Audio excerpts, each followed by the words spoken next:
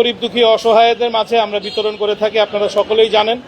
এই মুহূর্তে আমরা খেয়াল করলাম যে ডিবিসি নিউজ আসছেন, সেই 2020 সালে ডিবিসি নিউজ আমাকে নিয়ে একটা নিউজ করেছিলেন যে ব্যবসার লভ্যাংশ দিয়ে আমরা গরিব দুঃখী অসহায়দের খাবার বিতরণ করে থাকি, তাদের চিকিৎসার ব্যবস্থা করে থাকি। তারপর থেকে আমরা সবসময় মিডিয়ার আড়ালেই থেকেছি, কখনোই ফ্ল্যাশ হয়ে সামনে আসি নাই। বিভিন্ন সময় বিভিন্ন প্রতিষ্ঠান আমার প্রতিষ্ঠানের থেকে পণ্য নিয়ে, ইভ্যালি নামক এক প্রতিষ্ঠানের থেকে আমরা অনেক বড় লস খেয়েছি। এর পরেও আমরা ন্যায্য মূল্যে পণ্য বিক্রি করার যে প্রতিজ্ঞা, সেই প্রতিজ্ঞায় অটল থেকেই আমাদের ব্যবসা আমরা চালিয়ে যাচ্ছি।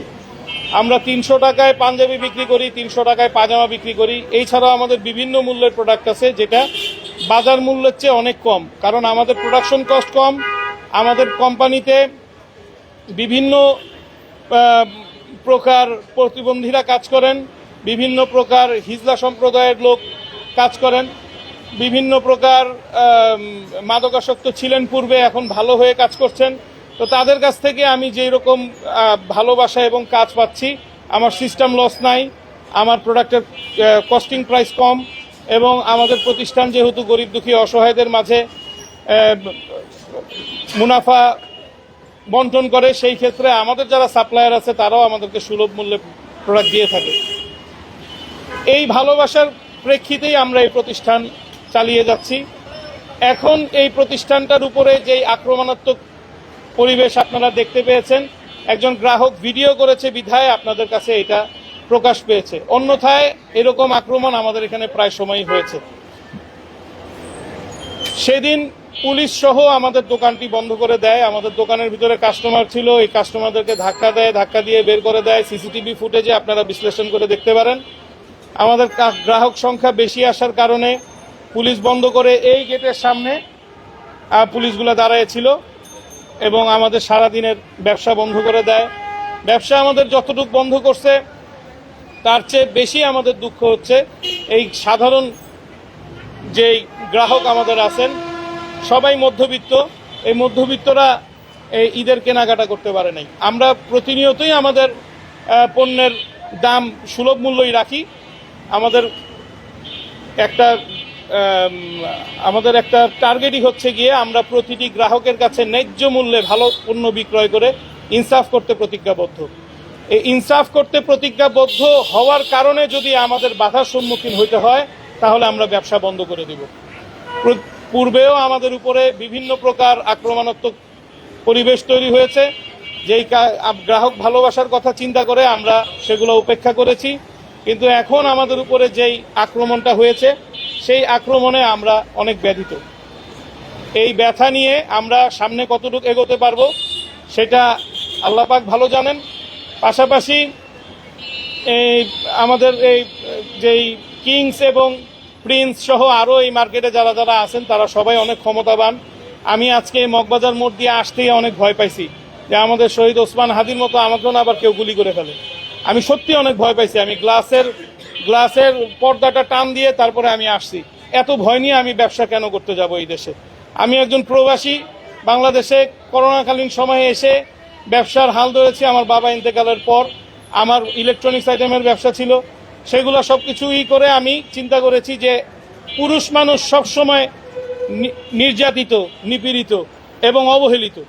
পুরুষের ঈদটাকে যেন সুন্দর করা যায়, সেই উদ্দেশ্যেই আমরা 330 টাকায় পাঞ্জাবি দিয়েছি। এবার আমরা 2টা কিনলে 4টা ফ্রি অফার দিয়ে এই ভাবটা প্রকাশ করতে চেয়েছি। একজন মানুষ 2টা কিনবে, 4টা ফ্রি পাবে, 6টা পাঞ্জাবি সে একা পরবে না। সেই পাঞ্জাবিটা তার বাবাকে দিবে, তার চাচাকে দিবে, তার মামাকে দিবে, তার খালুকে দিবে, ফুপাকে দিবে। তাদের সাথে যদি সম্পর্কে কোনো প্রকার ব্যাঘাত ঘটে থাকে, তাহলে তাদের এই সম্পর্কটা ঠিক হয়ে যাবে। এই চিন্তা ভাবনা থেকে অফার দেওয়ার পর যদি এই সিন্ডিকেট ব্যবসায়ীরা আমাদের উপরে আক্রমণ করে এবং পুলিশ সদস্যরা যদি তাদেরকে সহযোগিতা করে আমাদের গরিব দুঃখী অসহায়দের চালানোর মতো এই প্রতিষ্ঠান বন্ধ করে দেয় এবং সামনে পুলিশ পাহারা দেয় এবং গ্রাহকদেরকে বলতে থাকে যে এই প্রতিষ্ঠানের চেয়ে ভালো পণ্য অন্য মার্কেটে পাওয়া যায়, ওইখানে যান, কাস্টমারদেরকে ধাক্কা দিয়ে বের করে দিবে, এইরকম পজিশন যদি হয় তাহলে আমরা ব্যবসা বন্ধ করে দিব। আজকে আপনাদের মাধ্যমে আমি সরকারকে জানাতে চাই, আমরা অনেক বাধা উপেক্ষা করে ব্যবসা পরিচালনা করে আসছি। আমাদেরকে সহযোগিতা সরকার করবে এই প্রত্যাশা আমরা সবসময় করি, কিন্তু কখনোই আমাদের মতন ব্যবসায়ীরা সরকারের কাছ থেকে কোনো সহযোগিতা পায় না।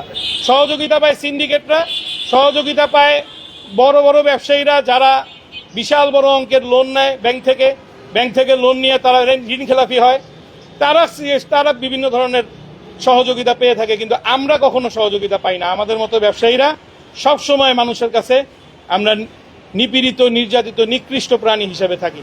আমরা জনগণের জন্য যদি কিছু করতে চাই সেই ক্ষেত্রে আমাদেরকে একটা ভয়ভীতি দেখানো হয়। গতকালকে আমাকে বিভিন্ন নাম্বার থেকে ফোন করে ভয়ভীতি দেখানো হয়েছে যে একটা শোরুম বন্ধ করছি, বাকিগুলোও বন্ধ করে দিব, সুতরাং ভিডিও যা আছে সব ডিলিট করে দাও। ভিডিও তো আমরা করি নাই, ভিডিও করেছে আমাদের একজন গ্রাহক ভিডিও করে সেই ভিডিও ফেসবুকে দিছে। ফেসবুক থেকে বিভিন্ন সাংবাদিকরা, বিভিন্ন সংবাদকর্মীরা সেগুলা কালেক্ট করে দিচ্ছেন। এই ভিডিওটা থাকার কারণে আমরা আজকে এই প্রেস কনফারেন্স করার সাহস করছি, আদারওয়াইজ আমরা এত বড় সাহস করতেও পারতাম না। সুতরাং আপনাদের সকলকে ধন্যবাদ, আপনাদের মূল্যবান সময় ব্যয় করে আমাদের এখানে এসেছেন। যদি কারো কোনো প্রশ্ন থাকে আমাকে করতে পারেন।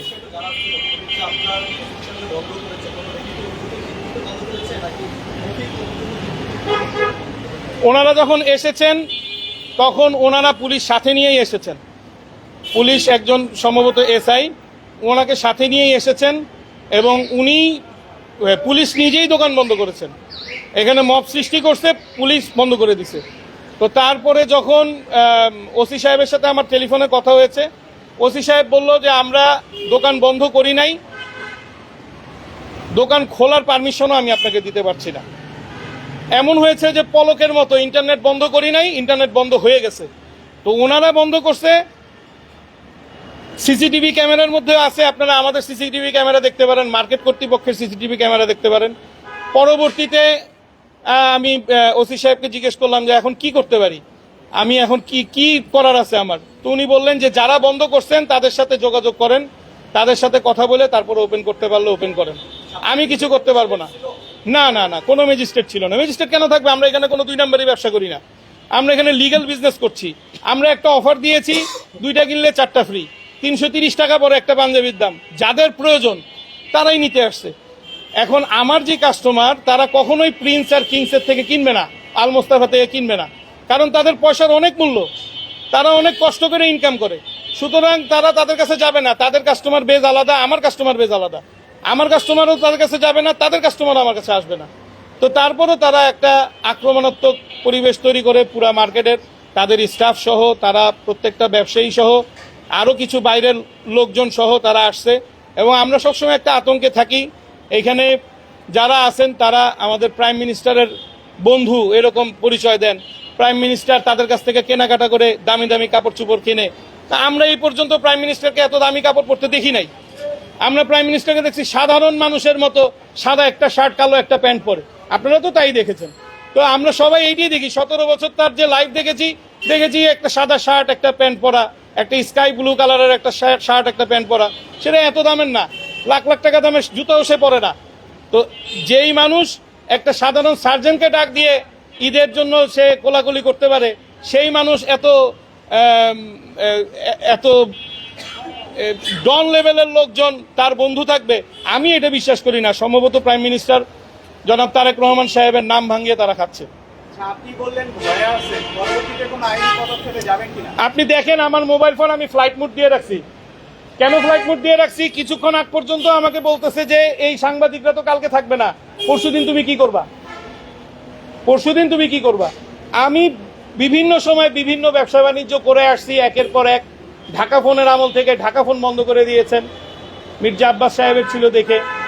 ঢাকা ফোন বন্ধ, ন্যাশনাল ফোন বন্ধ, র্যাঙ্কসেল বন্ধ, পিপলস সেল বন্ধ, সিটি সেল বন্ধ, এগুলা প্রতিনিয়ত আমরা করে আসছি। আমার দোকানে এখন যে ম্যানেজার আছে, আমার ব্যবসায়িক বন্ধু তুহিন সাহেব, তারও দোকান ছিল এই সিটি সেলের। তো তার এই দোকানটা বন্ধ হয়ে যাওয়ার কারণে আজকে তার এখানে চাকরি করতে হচ্ছে। এই ব্যবসায়ীদের এই দেশে কোনো মূল্য নাই, ব্যবসায়ীদের ব্যবসা করার মতন পরিবেশ এই দেশে এখনো তৈরি হয়নি। আইনি পদক্ষেপ গ্রহণ করব কিভাবে?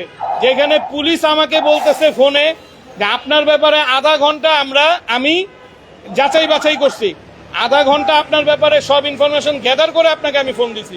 তো একজন থানার ওসি যদি আমার মতো একজন সাধারণ ব্যবসায়ীকে ফোন দিতে গিয়ে আধা ঘন্টা তার সময় লাগে আমার ব্যাপারে ব্যাকগ্রাউন্ড চেক করতে, সেই লোকের কাছে আমি গিয়ে আইনি সহায়তা কি পাবো? সেই লোকের কাছে তো আমি সহায়তা পাবো না। আর যেখানে আমার এক বন্ধু, আমার এক পরিচিত, সে আমাকে বলল যে যদি এই প্রিন্স আর কিংসের মালিকের বিরুদ্ধে তুমি সাধারণ একটা জিডিও করতে পারো, আমি হাতে চুরি করবো। সেও অনেক বড় নেতা, বিএনপির নেতা। তো এত কিছু শোনার পরে আমরা তো ভাই ব্যবসা বাণিজ্য করি, আমরা ডাল ভাত খেয়ে বাইচা থাকি, আমরা তো রাজনীতি করি নাই। আজকে মনে হচ্ছে যে রাজনীতি না করাটা মনে হয় ভুল হয়েছে। সুতরাং আপনারা আমাদের ব্যাপারে একটু দোয়া করেন। আমরা যদি টিকতে পারি, আমরা যদি এই সিন্ডিকেটের যে সদস্যরা আছে তারা আমাদেরকে একটা হুমকি দিছে, এখন একটা শোরুম বন্ধ করছে, সামনে সবগুলো বন্ধ করে দেবে। আমি এই প্রতিবন্ধী কর্মচারীদেরকে নিয়ে, কেউ বোবা, কারো কান নাই, কেউ কানে শুনে না, কারো হাত নাই, কারো হাত কাজ করে না, কেউ বিভিন্ন এই মাদকাসক্ত যে ইগুলা থাকে, সেখান থেকে আমরা তাদেরকে নিয়ে আইসা ভালো করার উদ্দেশ্যে কাজ দিছি, তারা কাজ করতেছে, তাদেরকে নিয়ে আমি একটু চিন্তিত। কিন্তু তার মানে এই নয় যে তাদেরকে না খাওয়ায় রাখতে পারবো বা আল্লাহ পাক তাদেরকে না খাওয়ায় রাখবে। অবশ্যই আমরা কোনো না কোনো কিছু করে খাবো, এবং আমি হয়তো আবার প্রবাস জীবনে ফিরে যাব, এবং বাংলাদেশে হয়তো আর ব্যবসা আমার করা হবে না, আর এই সিন্ডিকেটই জয়ী হয়ে যাবে, আমি ফেল হয়ে যাব। এই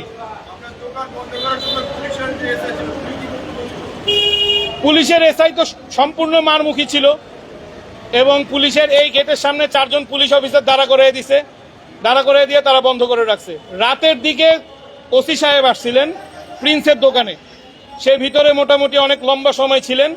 তখন এই যেহেতু ভিডিও ভাইরাল হয়ে গেছে, আমাদের গ্রাহকরা ভিডিও পোস্ট করে দিছে, সেই ক্ষেত্রে ওসি সাহেব তাদেরকে এই দোকান থেকে সরাই দিছে।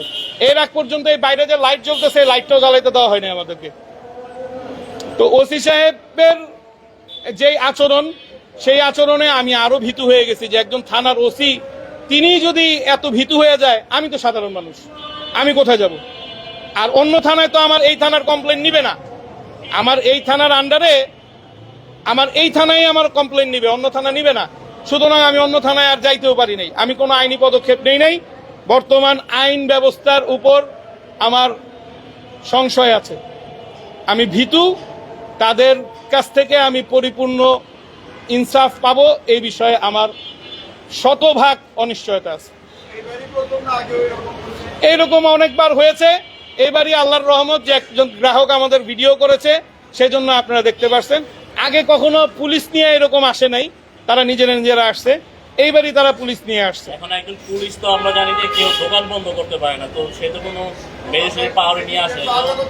আপনি কি স্বরাষ্ট্রমন্ত্রীর কাছে কোনো কিছু দাবি জানাবেন কিনা, এই যে পুলিশ কর্মকর্তা যে আসছিল আপনার কাছে?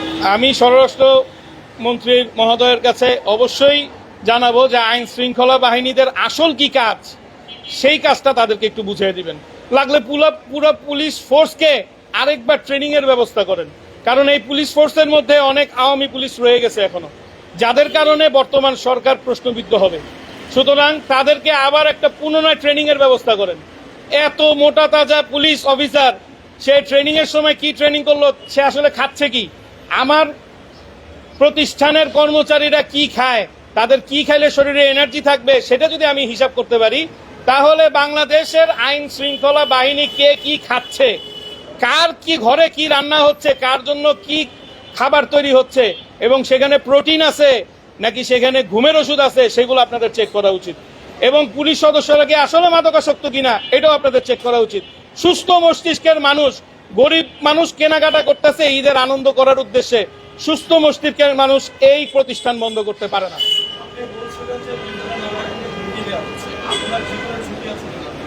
আমি তো বললাম, আমি মগবাজার মোড় থেকে আমি আসার সময় আমার গাড়ির গ্লাসের পর্দাটা উঠে নিয়ে আসছি, কারণ যদি শহীদ ওসমান হাদির মতো কেউ একজন ঠাস করে একটা গুলি মারে, আপনারা হয়তো 2-4 দিন মনে রাখবেন শহীদ ওসমান হাদির মতো। এখন তো অনেকেই ভুলে গেছেন, আমরা তো এখনো ভুলতে পারি নাই তাকে, কিন্তু অনেকেই ভুলে গেছেন, অনেকেই এখন এটাকে অন্যদিকে মুভ করে নিয়ে যাচ্ছেন। আমার ছোট ছোট সন্তান, আমি এখন পাঞ্জাবি বিক্রি করতে গিয়ে আমার জীবন দিতে পারবো না।